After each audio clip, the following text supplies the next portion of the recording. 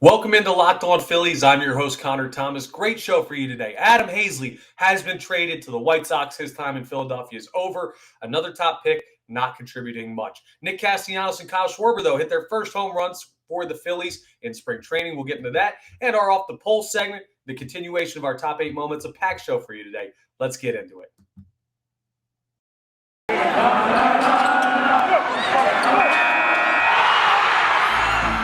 You are Locked On Phillies, your daily Philadelphia Phillies podcast. Part of the Locked On Podcast Network, your team every day.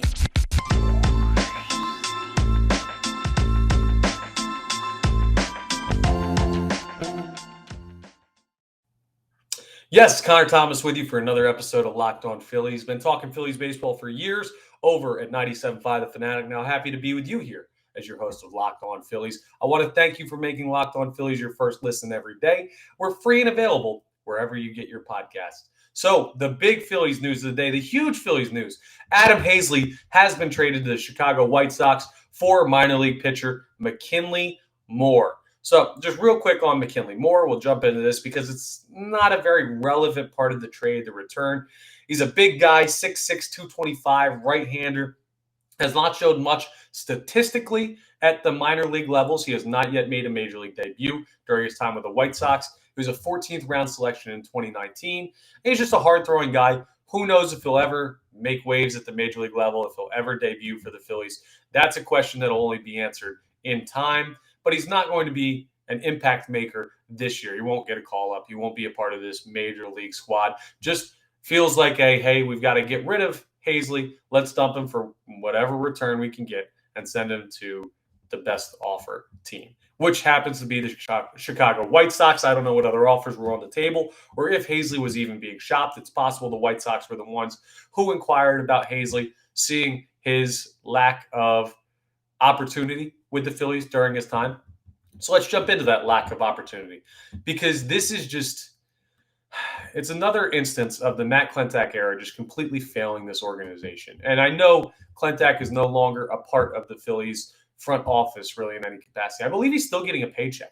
And he may have a role in the building, but of course, no longer the GM of this team, no longer in charge of roster decisions. I'll read you some numbers from Adam Haseley.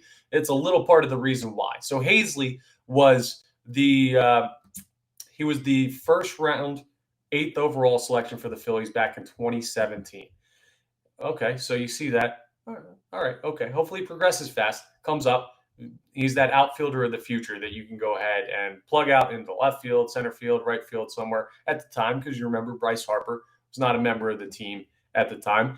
The Phillies are trying to rebuild, so let's bring him in, move him up fast, and see if he can play at the major league level. Well, that all worked out. He debuted in 2019. 2019 was his rookie season, and it wasn't awful. He showed, I guess, a glimpse or two of being able to play at this level. He batted .266, hit 5 homers, had 26 RBIs, all of that in just 67 games played. So it's not astonishing numbers. But for a rookie coming up, especially only being 2 years past getting drafted, yeah, it showed you a little something. Then in 2020, he was bad. His batting average, .278, was all right, but no home runs, 5 doubles. The power number is just not there. Didn't play all that often. And it was a short season, which I'm sure does affect the young player in trying to figure out his growth. He just didn't get much time to play. And you could already tell that because of the lack of power numbers and where the game was going with launch angle and homers, leaving the ballpark, he just didn't fit into that scheme for the Phillies. Now, that has changed a little bit recently as they've gone through a series of different hitting coaches, rather. But 2021 was a nightmare season for Adam Haseley. He batted .190 in his short time with the team, only played 9 games, only had 4 hits, and then he was benched and then took a personal leave from the game of baseball. He stepped away for what turned out to be basically the remainder of the 2021 season. Never made an impact at the major league level. And now the Phillies officially completely cut ties. That's Dave Dombrowski's doing, and it seems like it was a player he didn't have faith in for right reason. Haseley hadn't produced. He majorly underperformed his draft slot. And Dave Dombrowski, who has already retooled the front office, has now made a huge impact with a couple of free agent signings this offseason, decided, hey, it's time to cut bait. Let's move on. from a player that I don't ever see contributing at the major league level, give him to the highest bidder, and then we'll just move on with our lives. It's severing the ties of Matt Klentak while also moving on from a player who's not all that productive. But it's just a bitter reminder of how bad the Philadelphia Phillies had been at drafting during the Klentak era and during this era of decade-long playoff no-showing. It is what it is at this point. You can't make Haseley any better. You can't bring him back. You can't do it over. The best you can do is cut bait. So Haseley gone in Chicago with the White Sox. That's the end of his time here in Philly. So what does it mean for this squad going into the 2022 season? Well, we already knew Odubel Herrera is dealing with a right oblique strain that an MRI revealed probably will cause him to miss opening day, opening the door for opportunity in center field. So why do the Phillies feel comfortable moving on from Adam Haseley, who is a potential option in center field? We'll talk about the irony of that in our off-the-poll responses coming up at the end of this episode. But he felt like an option, possibly, at least as a platoon, at least as maybe a bench piece.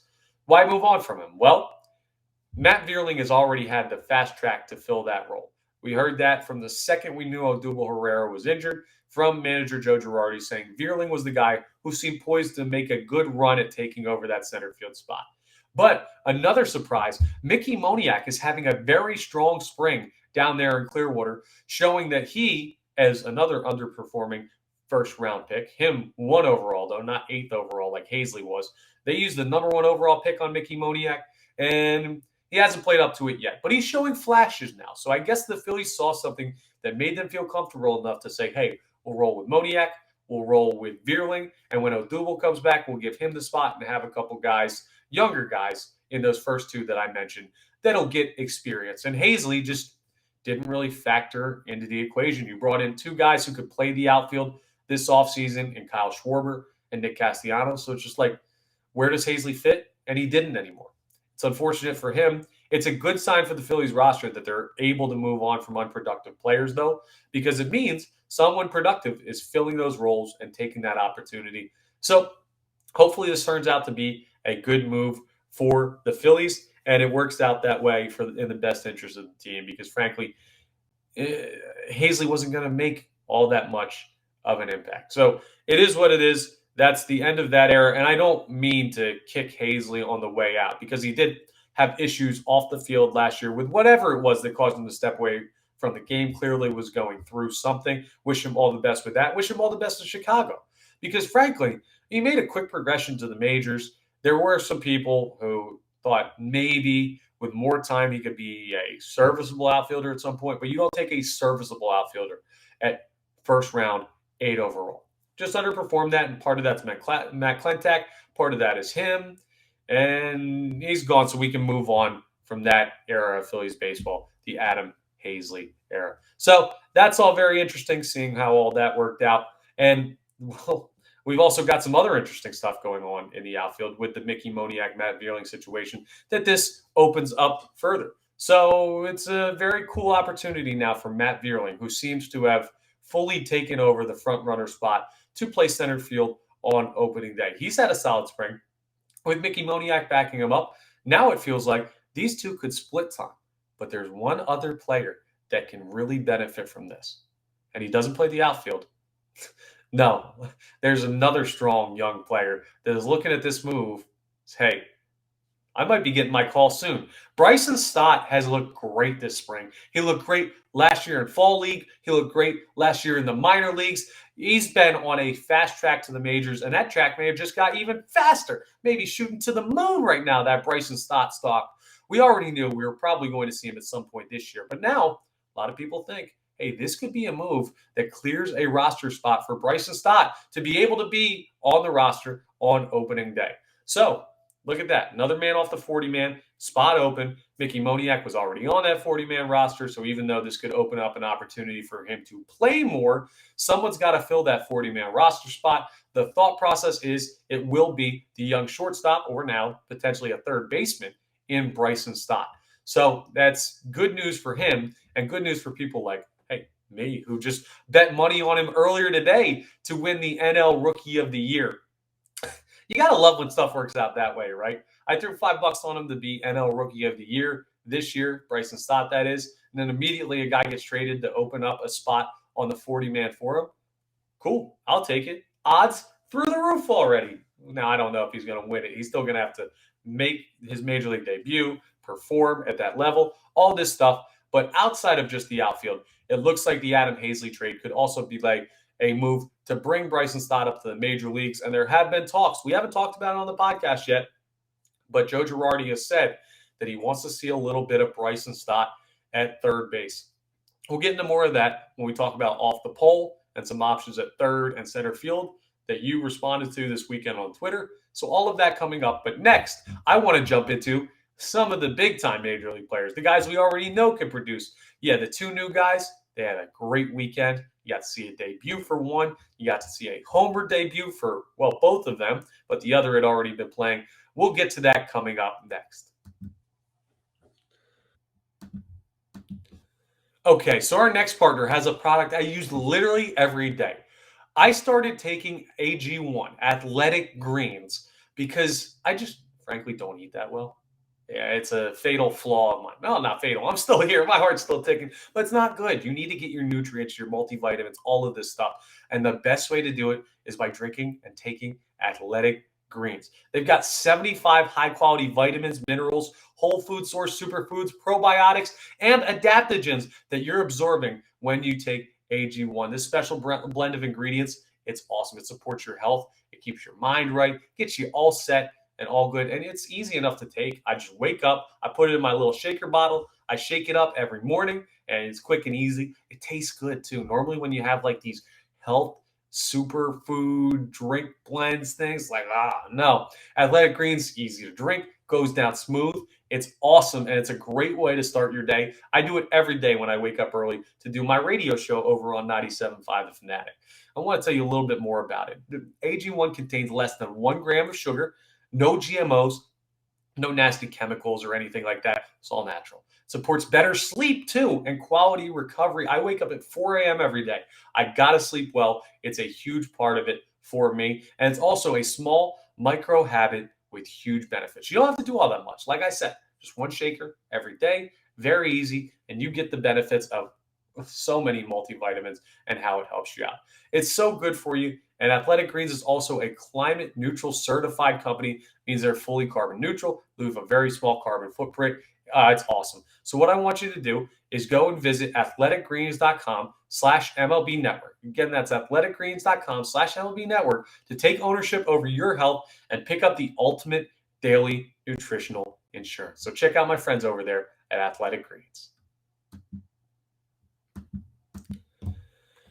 Okay, so let's get into the debut of one Nick Castellanos and a big weekend for Kyle Schwarber. It was a great time to have a Philadelphia Phillies debut for their new free agents, the new big signings that they had. Some awesome stuff out of them this weekend. So let me tell you a little bit about what exactly happened. So Nick Castellanos decided he's wearing number 8. We went through his introductory press conference, but I mean, hearing what he has to say is cool. It's not quite as cool as watching him smack a couple dingers, get his first hit as a Philly, and don those red pinstripes for the first time. So he did that against the Blue Jays on Saturday. And folks, right on cue, we already had our first Nick Castellanos moment as a member of the Philadelphia Phillies. So Castellanos was up for, it was either his second or third at bat of the game. He hadn't had a hit yet, still due to get his first hit in Phillies pinstripes, even though it is spring training. And as is tradition, the Blue Jays broadcast cuts into an explanation of one of the bench coaches or one of the coaches on the Blue Jays staff who had recently gotten a DUI. He had gotten a DUI, and they were reading his apology on the air. So running through everything about, and I'm not trying at all to make light of getting a DUI. It's terrible. But we know the Nick Castellanos thing with the Tom Brenneman apology and all kinds of bad things happening when this guy hits home runs or gets on base or things like that. Well, it happened again because in the middle of reading the DUI apology letter from that Blue Jays coach on the broadcast, Nick Castellanos just promptly gets his first hit as a Philadelphia Philly. So get used to it. Honestly, I might have to put in some alarm sounds or something to just warn people, kind of like a tornado warning or like a hurricane warning or an earthquake alarm, something like that, because Nick Castellanos is basically a natural disaster on a baseball field. When this guy has success, it comes at the expense of literally everybody around him, especially including the broadcast crew, apparently. So just a apt opening to Nick Castellanos' time here in Philadelphia. He didn't do anything all that crazy against the Blue Jays. Not really anything crazy today against the Yankees, where the Phillies got absolutely smoked. We don't need to really go into that too much whatsoever, because I have given you the disclaimer. Spring training, there's fun little things to check out, but you don't want to put too much stock into what you're seeing. A lot of these guys are working on stuff. It's more interesting to look at the younger players to see who could make an impact at the major league level, rather than trying to dissect what some of the major league hitters have already done. We have information on guys like Kyle Schwarber and Nick Castellanos that we can rely on that's a lot more reliable than what we're going to see from down in Florida in Grapefruit League play. But we saw some cool moments this Sunday against the Baltimore Orioles, who the Phillies beat 7-1. Yeah, it was the first game ever, and there are going to be other games where this happens. Well, there better be, where both of these guys go yard. But Nick Castellanos and Kyle Schwarber both went yard for the Philadelphia Phillies, their first home runs as members of the Phillies. Castellanos, an absolute bomb to left field over Frenchies out there down at that park in Clearwater that we're all so familiar with. Had 2 RBIs on the day. He also added a double. He had a great performance down there. And just watching him hit a moonshot, it was amazing. Went 2 for 3. He's batting .600 so far. And spring training numbers don't matter. I just bring this up so you have an idea of how he's doing. Now, luckily, no bad news. Nothing crazy happened. This home run seemed to be nondescript, which is rare for Nick Castellanos. Actually, to tell you the truth, to not play into the joke, it's the normal thing. Nothing's going to go crazy every time this guy hits a home run, right? It just seems to happen more to him than really anybody else. But it was cool to see him hit that bomb. He is settling in very well, and he batted in that cleanup spot. So if you remember, I said the top 4 in the lineup for me: Schwarber, Realmuto, Harper, Castellanos. Well, that's what the lineup read on Sunday against the Orioles. Schwarber also ripped one deep into the night, his to right field, being the left-handed hitter that he is. So he played left field on that day, and Nick Castellanos actually DH'd, which is interesting. But Schwarber also left the yard. Now, he hasn't been hitting it all that well in spring training, but he's more of a power hitter. Castellanos more of a well-rounded hitter, batting over 300 last year. So Schwarber's going to get his timing his timing takes a little bit more time to figure out.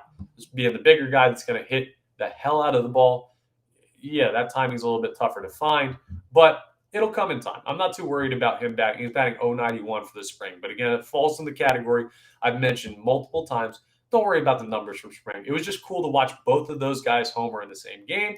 It shows you something that we can look forward to in the 2022 season, because I'm sure we're going to see a lot of bombs from that duo, as well as JT, Reese, Bryce, and probably even Gene, Didi Gregorius.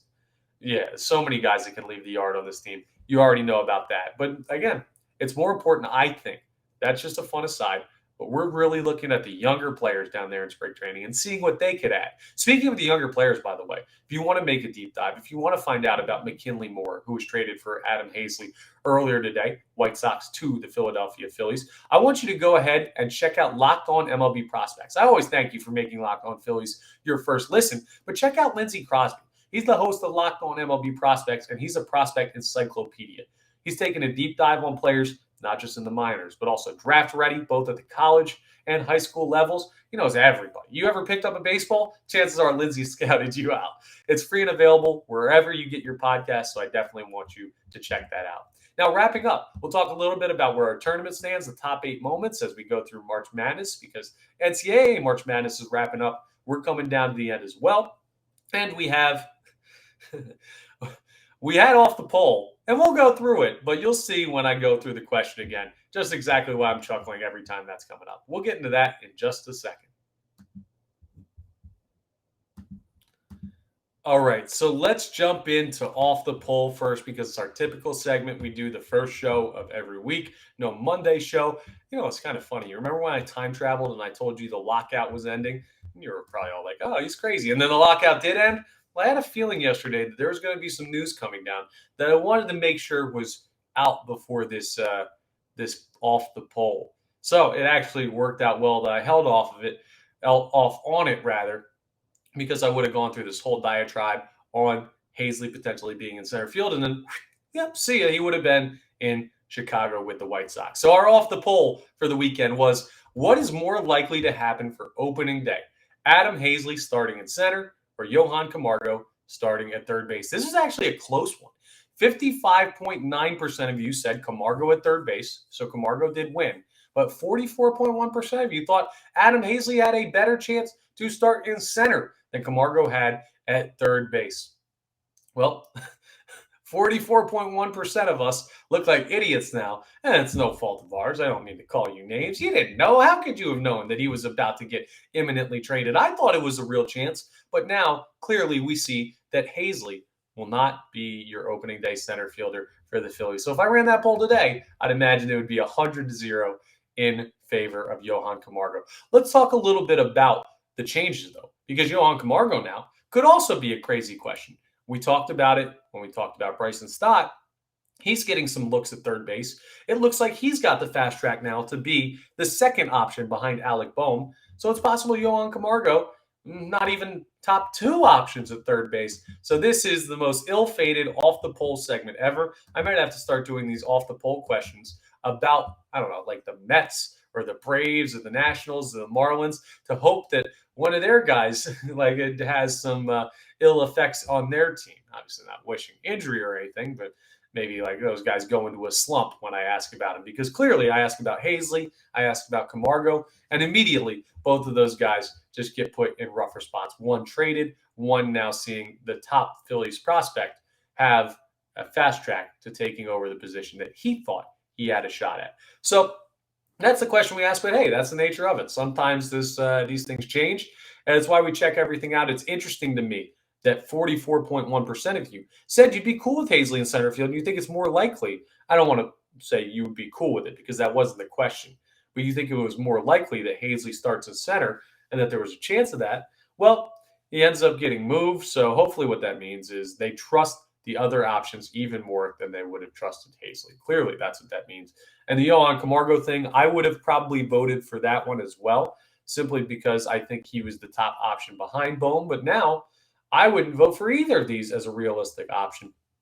It just shows you how quickly things can change when it comes to Major League Baseball. But it's not the only poll we're running. By the way, off the poll, if you're not familiar with this segment, I put out a Twitter poll over the weekend at LO_Phillies on Twitter. Got a bunch of new followers on there over the weekend. You can also find it at Connor Thomas 975 on Twitter. That's my personal account.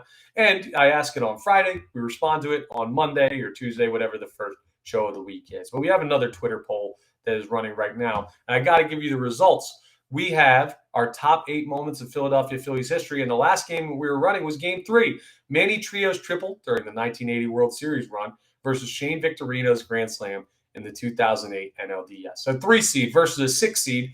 And we have an upset, a huge one. Victorino's grand slam won with 87.5% of the vote to Manny Trio's just 12.5%. Now, part of that is Twitter skews younger.